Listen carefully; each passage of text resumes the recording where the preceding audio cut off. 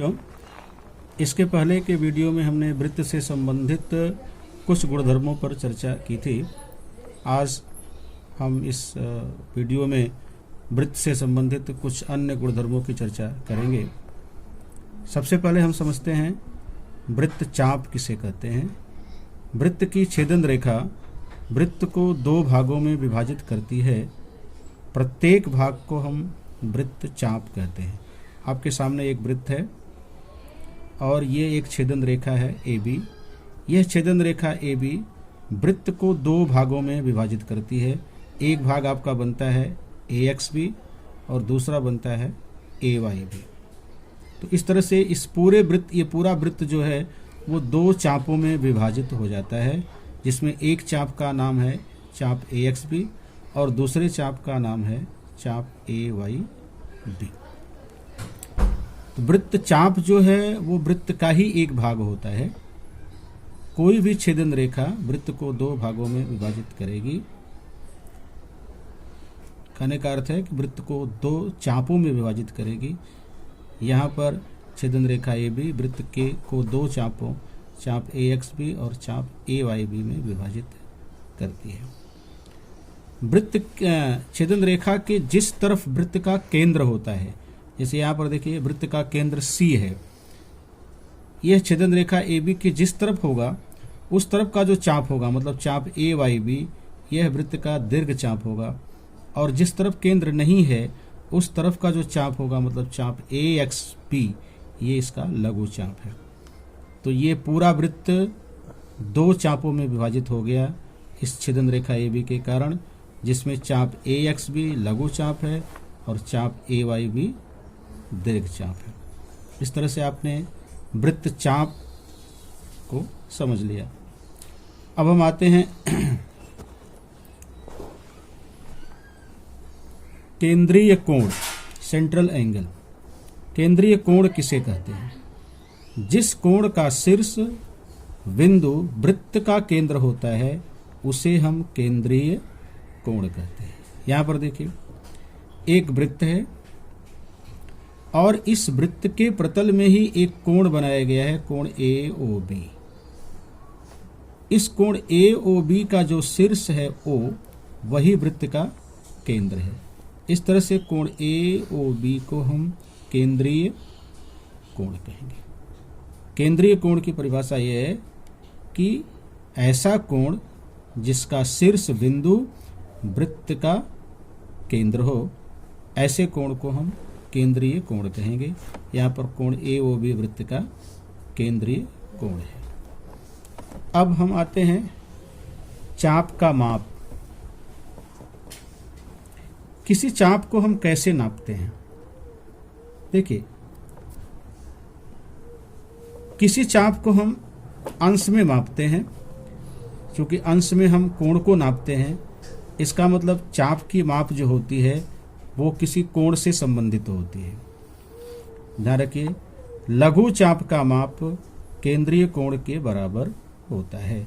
जैसे यहाँ पर देखिए ये पूरा वृत्त है और ये AOB एक केंद्रीय कोण है।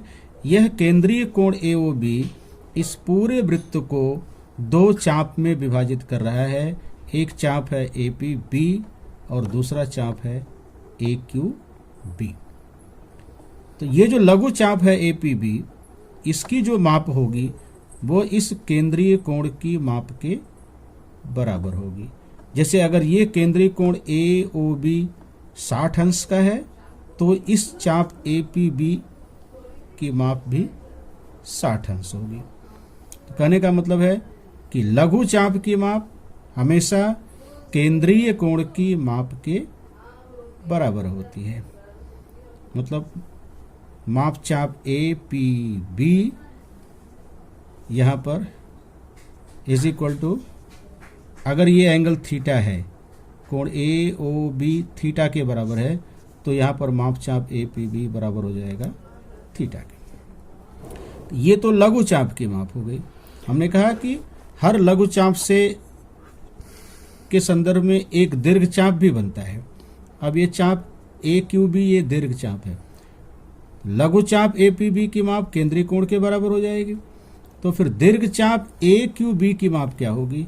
तो उसके लिए परिभाषा है, दीर्घ चाप की माप बराबर होती है 360 अंश माइनस संगत लघु चाप का माप।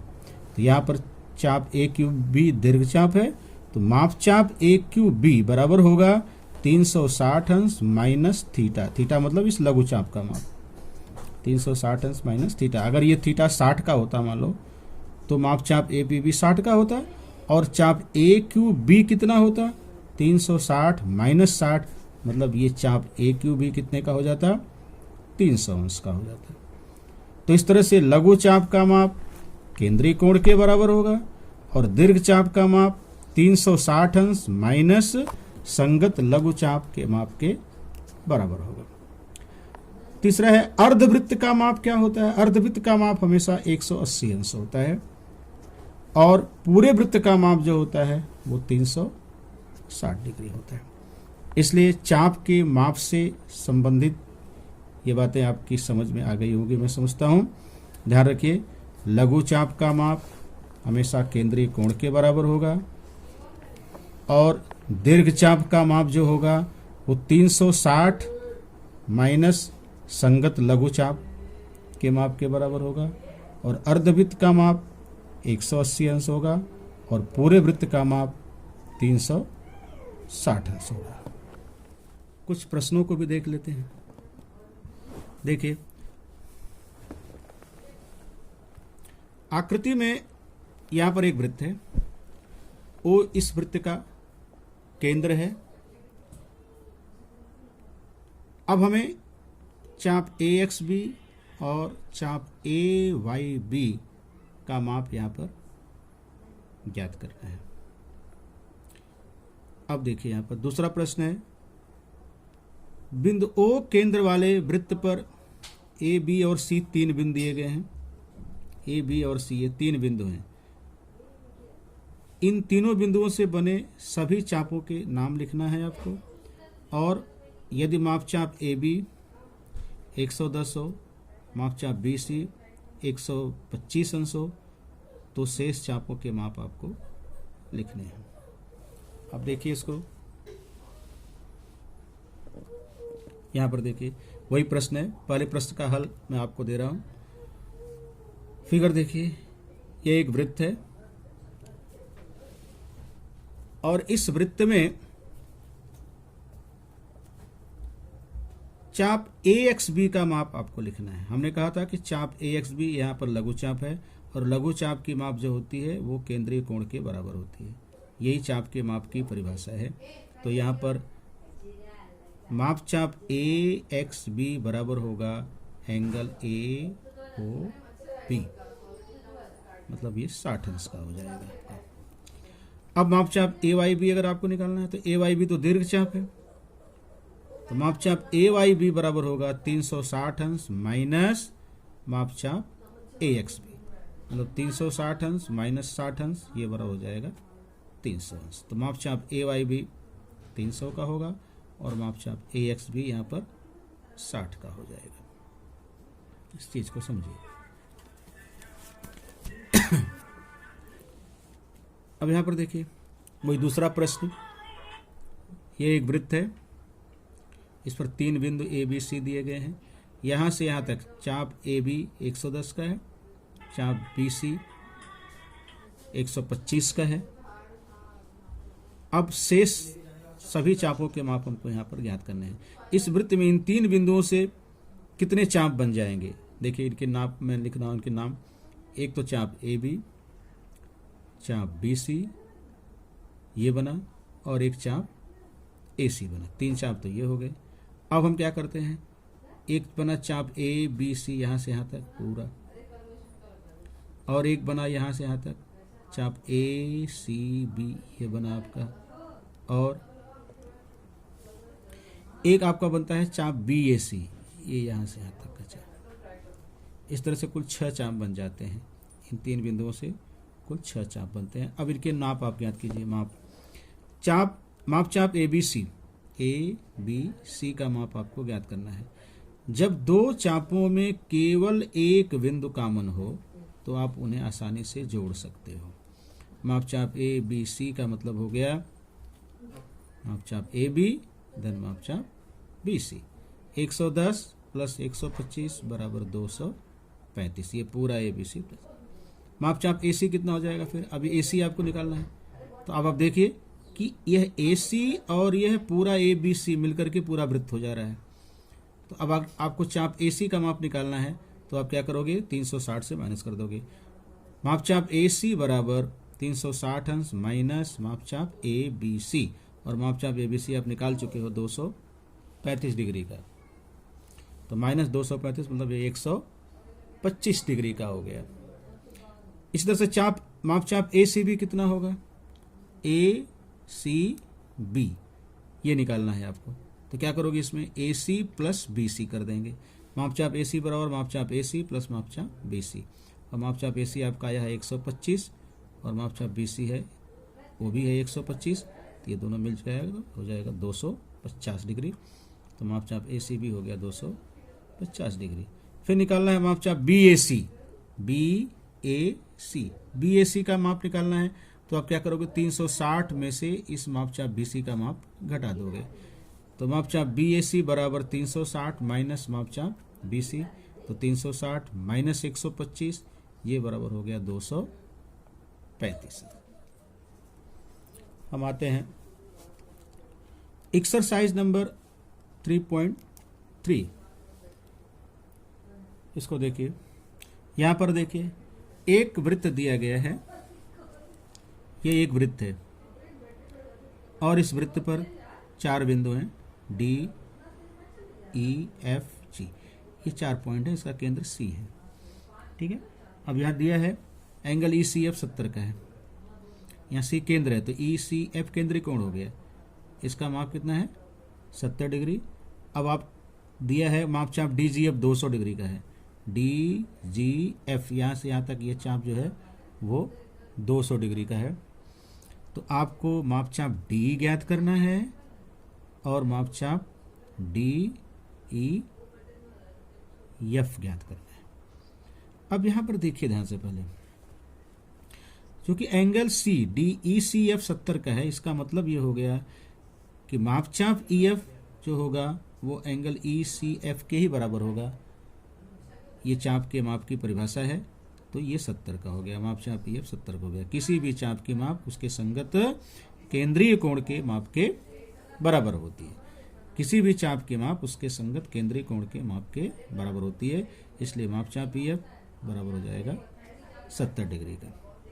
अब मापचाप डी एफ ई कितना होगा, D F E, D F E अगर आप निकालेंगे ये पूरा, तो इसमें 2 चाप हो गए, एक तो डी जी एफ हो गया और एक मापचाप एफ ई हो गया। तो मापचाप डी एफ ई बराबर हो गया मापचाप डी जी एफ प्लस मापचाप ई एफ। तो मापचाप डी जी एफ आपका दिया गया है 200 डिग्री, 200 प्लस 70 ये वो 270 डिग्री हो गया। फिर अब निकालेंगे हम मापचाप डी, देखिए मापचाप डी ई, ये डी, मापचाप डी क्या होगा, अब 300 माइनस मापचाप डी एफ ई कर देंगे, तो 360 माइनस 270 ये बराबर हो गया 90 डिग्री का। ऐसे ही मापचाप डी ई एफ आपको निकालना है, D E F, D E F के लिए आप क्या करोगे, डी और ई एफ को जोड़ दोगे आप, मापचाप डी धन मापचाप ई एफ 90 धन 70 ये पूरा हो गया 160 डिग्री। इस तरह से ये एक्सरसाइज नंबर 3.3 का पहला प्रश्न हो गया। अब हम आते हैं एक्सरसाइज नंबर 3.3 के दूसरे प्रश्न पर। यहां देखिए, यहां पर दिया है ये एक त्रिभुज है, इस त्रिभुज के अंदर एक समबाहु त्रिभुज बना हुआ है क्यू आर एस, इस त्रिभुज के अंदर ये एक समबाहु त्रिभुज बना हुआ है। अब कह रहा है यहां पर दिया है ये जो क्यू आर एस एक समबाहु त्रिभुज है। अब हमको इसमें चाप क्यू एस का माप ज्ञात करना है और चाप क्यू आर एस का माप ज्ञात करना है। आप एक चीज ध्यान रखिए, आपको मालूम है कि समबाहु त्रिभुज की तीनों भुजाएं बराबर होती हैं, ये तीनों भुजा बराबर होगी, ये तीनों भुजाएं बराबर होती हैं। किसी भी समबाहु त्रिभुज की तीनों भुजाएं बराबर होती हैं। तो चूंकि क्यू आर एस एक समबाहु त्रिभुज है, इसलिए भुजा क्यू आर सर्वांगसम भुजा आर एस सर्वांगसम भुजा क्यू एस, ये सर्वांगसम का निशान है। भुजा क्यू आर सर्वांगसम भुजा आर एस सर्वांगसम भुजा क्यू एस, ये तीनों बराबर हो गए। ठीक है। आपको ये भी मालूम है, इसके पहले वाले गुरुजी ने बताया था कि जब सर्वांगसम जीवाओं से संबद्ध जो चाप होते हैं वो भी सर्वांगसम होते हैं। जब क्यू आर आर एस और क्यू एस ये तीनों बराबर होंगे तो इनसे जो चाप लगा है, जैसे क्यू आर से लगा हुआ चाप क्यू आर है, भुजा क्यू एस से संबद्ध चाप जो है वो आर एस है, और भुजा क्यू एस से संबद्ध चाप जो है वो क्यू एस है। तो तीनों चाप बराबर हो जाएंगे। तो भुजा क्यू आर सर्वांगसम भुजा आर एस सर्वांगसम भुजा क्यू एस, इसलिए चाप क्यू आर सर्वांगसम चाप आर एस सर्वांगसम चाप क्यू एस, ये तीनों चाप बराबर होंगे। ये तीनों चाप बराबर होंगे क्योंकि ये तीनों भुजाएं भी बराबर हैं। अब चूंकि ये पूरा वृत्त बन रहा है तीनों चापों से मिलकर के, इसका मतलब ये हो गया कि चाप क्यू आर धन चाप आर एस धन चाप क्यू एस बराबर 360 डिग्री। हमें ज्ञात करना है क्यू एस, तो हम क्या करते हैं, इस क्यू आर की जगह भी क्यू एस करते हैं, चूंकि तब बराबर ही है। माप चाप क्यू एस, आर एस की जगह भी रख देंगे क्यू एस, माप चाप क्यू एस, और ये तो चाप क्यू एस है ही, ये बराबर 360। तो ये हो गया 3 माप चाप क्यू एस बराबर 360। माप चाप क्यू एस बराबर 360/3, ये 120 का हो गया, मतलब क्यू एस 120 का हो गया। अब आपको ये निकालना है क्यू आर एस, तो माप चाप क्यू आर एस बराबर 360 माइनस माप चाप क्यू एस, 360 माइनस 120, ये बराबर 240 डिग्री। इस तरह से दूसरा प्रश्न आपके टेक्स्ट बुक का है। फिर से देख लीजिए, यहाँ पर ये एक समबाहु त्रिभुज है जिसकी तीनों भुजाएं बराबर हैं। जब ये तीनों भुजाएं बराबर होंगी तो इनसे लगे हुए ये तीनों चाप भी बराबर हो जाएंगे। आप लिखिए, त्रिभुज क्यू आर एस एक समबाहु त्रिभुज है, इसलिए भुजा क्यू आर सर्वांगसम भुजा आर एस सर्वांगसम भुजा क्यू एस, ये तीनों हो गया। इसलिए चाप क्यू आर सर्वांगसम चाप आर एस सर्वांगसम चाप क्यू एस। अब देखिए, माप चाप क्यू आर धन माप चाप आर एस धन माप चाप क्यू एस बराबर 360 का होगा। अब ये तीनों चाप बराबर हैं तो हम सबकी जगह माप चाप क्यू एस कर देते हैं 360। तो 3 माप चाप क्यू एस 360, माप चाप क्यू एस 360/3, ये 120 डिग्री का हो गया।